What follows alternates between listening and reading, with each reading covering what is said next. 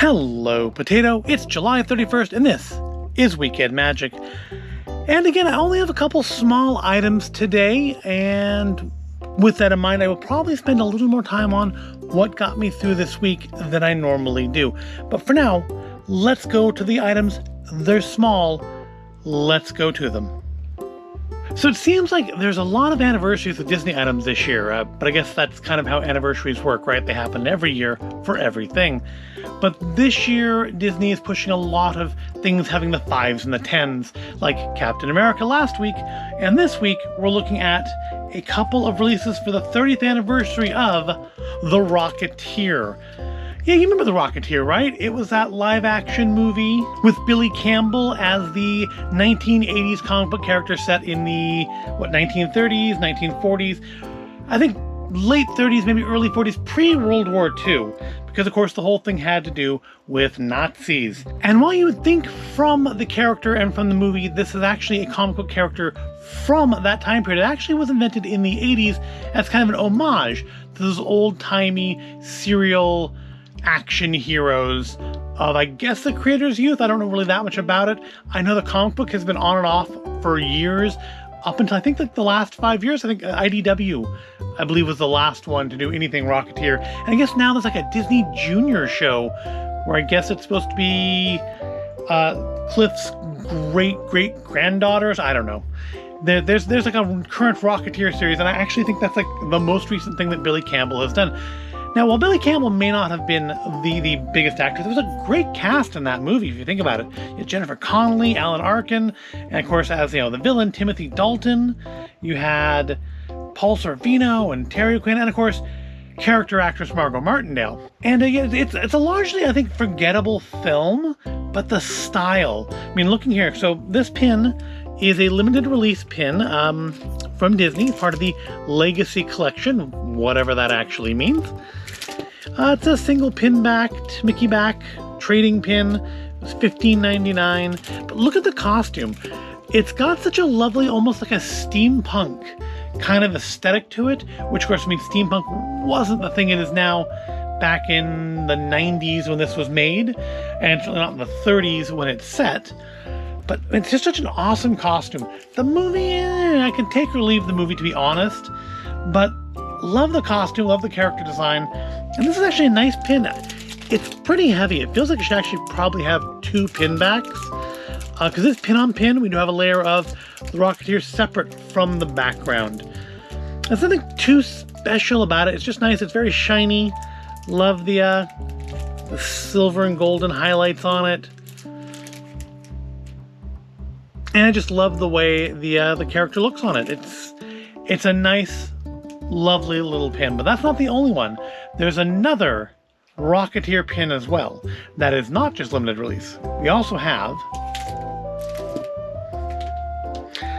this set. The Rocketeer 30th Anniversary Limited Edition pin set. It's LE1500. It is a D23 exclusive because, again, that's the only real reason to have D23 membership is to be able to buy more D23 items. Now, the other pin I think is very nice and basic. This one's actually quite classy, I think. And honestly, they're a lot bigger than I thought they were going to be. Based on the way they looked on the website, I was thinking like lapel pin size. I was thinking about maybe half the size of what these actually are. But these are actually quite nice. They're a lot bigger than I thought they were. They are single Mickey-backed pins.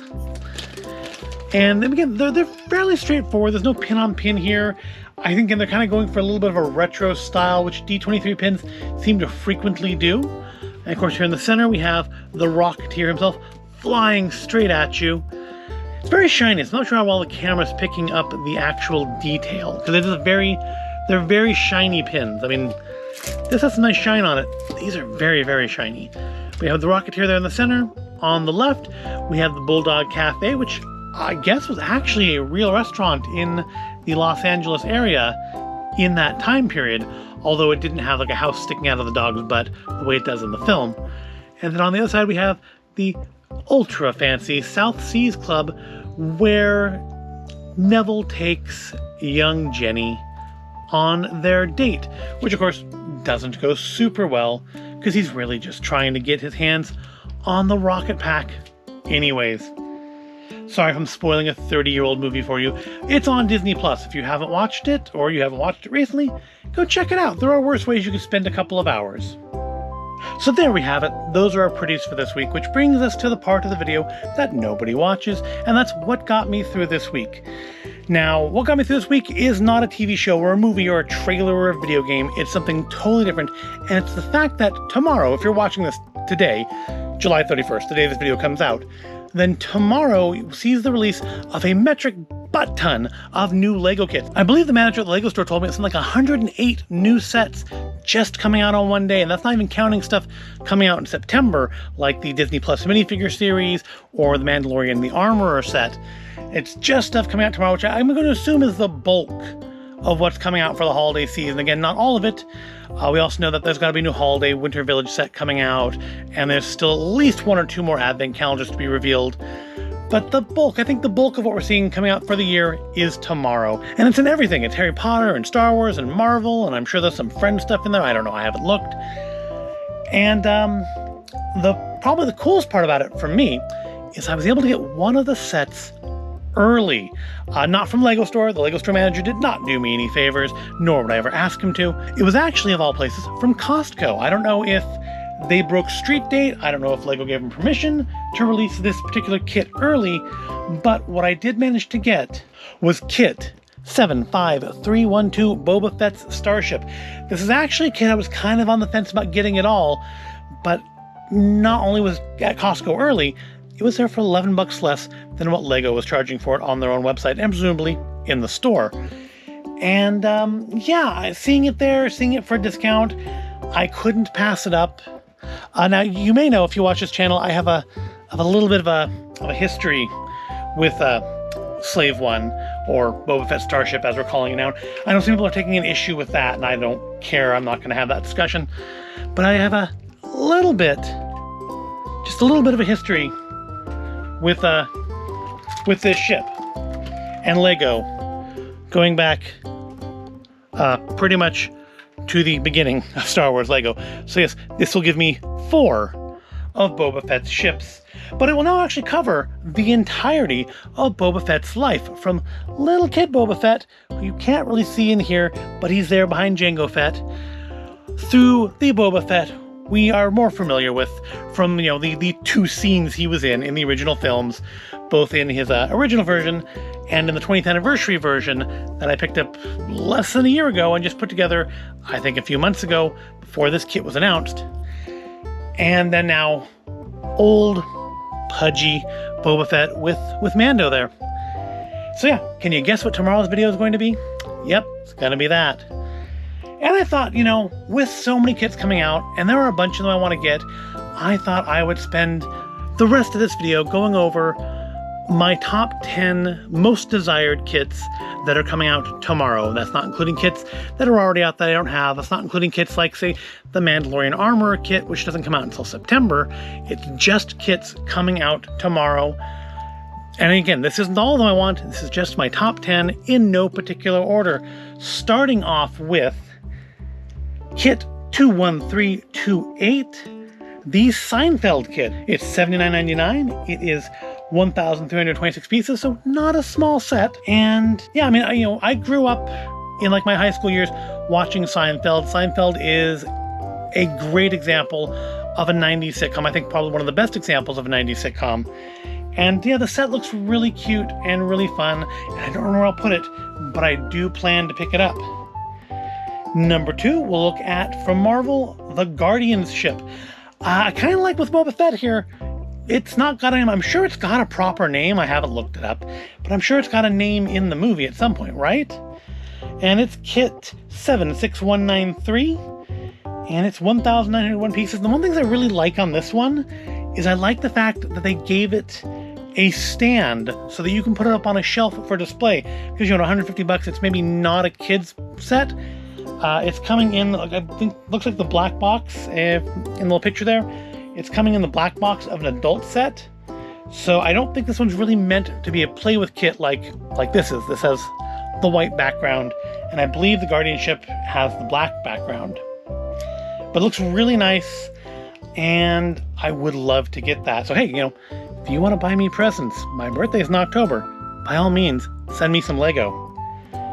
Number 3 is the Bad Batch Attack Shuttle, Kit75314, 969 pieces, $99.99. I've been wanting this one. I think I've actually mentioned it before. I've been wanting this one since it was announced back when the show first came out. And it looks great. The weird thing is, kind of like this, I know it has a name. I want to say it's called the Havoc Marauder on the show, isn't it? But I realize why they didn't call it that in the kit, because there's another kit from Star Wars coming out called the Marauder, which we'll get to farther down the list. But this is nice. It has, looks like the whole entirety of the Bad Batch on it, plus the little gonk droid. It's got some swoop bikes. No Omega. The only complaint I have looking at it is it doesn't have an Omega figure. But, you know, we still have like one more episode of that show to go, maybe one or two more episodes. So maybe we'll get a reason for that in the end there. Next is Kit75296, Darth Vader's Meditation Chambers. So if you watch tomorrow's video when it releases, I will actually probably at that time be standing in line outside the Lego store, because this is a kit probably of the 10 that I want to get the most. I think it's a really nice looking set. Again, it's clearly a display kit, a collector's kit. It's in the black box. And at $69.99, not a lot of play features here, but I actually have an action figure version of this set. It was the like 500th Darth Vader figure or something. And I think I've shown it off before in an old video back when we were doing the quarantine log and going through my closet. Might have been in Star Wars Day from 2020. I don't remember exactly, but I'm pretty sure I've shown it before. But if I get that kit, I will do a video on it, and I'll bring that toy back out at that point. Again, though, not a play with kit. It's a collector's kit. And yeah, of all of the 10, that is probably the one I do hope to pick up tomorrow. Next is Kit75316, another Star Wars kit, the Mandalorian Starfighter. It has a Bo-Katan figure in it. And I love, and I don't know if you can really see it in the picture on the screen here, but it does have the flexibility of the wings like they do in the show. So you can put it in different, like a tack formation, landing formation, and it just looks like a fun little kit. At 544 pieces, not too small, not too big. Looks like it's coming in the white box like this one, so it is more of a play with kit than a collector's kit. And plus I'm sure it has, looking at the picture, I'm guessing it shoots little red dots like Boba Fett's ship here does, also showing it's meant for play, not for display, primarily. And next is the reason I think the Bad Batch shuttle is not being called the Havoc Marauder, and that is, again from Star Wars, the Imperial Armored Marauder from The Mandalorian. This is a kit, actually, when I first saw this vehicle appear on the show, I knew I wanted a Lego version of it. And I was very happy to find that they actually were making one. It does look a little small, I'm going to be honest. It doesn't look like quite the proper scale for the minifigures, but I don't care. I still want it. It's one of the less expensive kits on my list here at just $39.99 and only 478 pieces. And again, this one's another play with kit. It's coming in the white box. And actually, you know, when you look at these pictures, you can tell what box color it's going to be in, because like Darth Vader there had an 18 plus on it, and this one has an 8 plus on it. Clearly it's one that's for kids to play with, not just to put on a shelf, but you know, I'm going to put it on a shelf probably, or maybe in a display, I don't know. And next we have Kit76190. This is a Marvel one, Iron Man, Ironmonger, Mayhem. Now, this one's based on, I believe, the original Iron Man movie, because they're doing a whole bunch of these kits now as the Infinity Saga. Basically re-releasing some old kits, making kits they didn't make the first time around. And I think this is one of the ones they didn't make the first time around. Ultimately, the reason I want it, I mean, it's kind of cool that it has an Obadiah Stane minifigure, but really I want it because it's a mech, and I do love me some mechs. Love me Legos, love me mechs. Lego mechs are a natural for me. Which also explains the next one, Kit76201, the Captain Carter and the Hydra Stomper. This is from the Marvel What If series. Of course, we haven't seen it yet. I want to buy this kit, but I haven't actually seen the episode. First of all, I like the Captain Carter minifigure. I was originally just wanted this kit mostly for that, but of course, they're releasing her actually as part of the Disney Plus minifigure series. But I still want it because it does come with that awesome big green mech and a little Steve Rogers minifigure riding inside of it. Plus, I don't have a Lego Red Skull, so there's that as well.